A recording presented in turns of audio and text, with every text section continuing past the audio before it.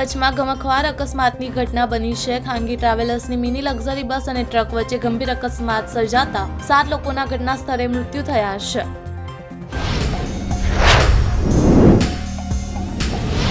સુરત અને નર્મદા જિલ્લાના ખેડૂતોને સિંચાઈ માટે સુવિધા પૂરી પાડવા ₹651 કરોડના ખર્ચે નિર્માણાધીન તાપી કરજણ લિફ્ટ યોજનાનું 92% કામ પૂર્ણ થયું છે.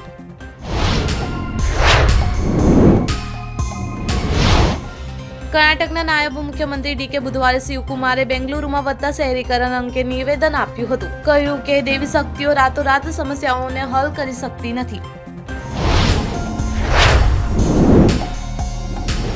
ભારતની સૌથી મોટી NSDL આગામી મહિના સુધીમાં ₹3000 કરોડનો IPO લોન્ચ કરવાની તૈયારી કરી રહી છે. જો તમે IPOમાં રોકાણ કરશો તો આ તમારા માટે સારી તક હોઈ શકે છે.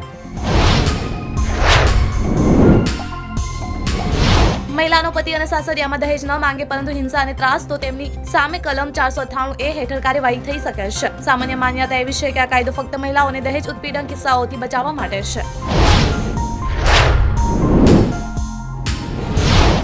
પ્રધાનમંત્રી નરેન્દ્ર મોદીએ આજે સોલ લીડરશીપ કોન્ક્લેવને સંબોધિત કર્યું. કોન્ક્લેવને સંબોધતા પ્રધાનમંત્રીએ કહ્યું કે રાષ્ટ્ર નિર્માણ માટે નાગરિકોને વિકાસ ખૂબ જ મહત્વપૂર્ણ છે.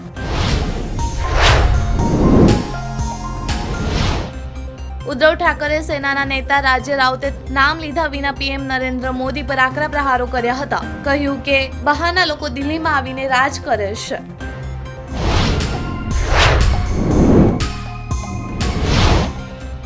ભાજપ સરકારે દિલ્હીમાં પોતાનું કામ શરૂ કરી દીધું છે. શપથ સાથે રેખા ગુપ્તાની સરકાર સંપૂર્ણ એક્શન મોડમાં છે. હવે સરકાર વિધાનસભાનું ખાસ સત્ર બોલાવ્યું છે.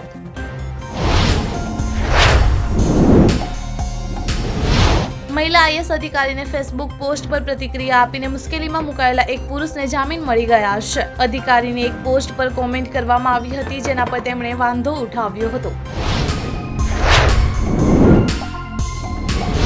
બોલિવૂડમાં ઘણા ખેલાડીઓની બાયોપિક બની છે. હવે સૌરવ ગાંગુલીની બાયોપિક રિલીઝ થવાની છે, જેના વિશે તેમણે પોતે જણાવ્યું હતું. સૌરવે કહ્યું કે રાજકુમાર રાવ તેમનું પાત્ર ભજવશે.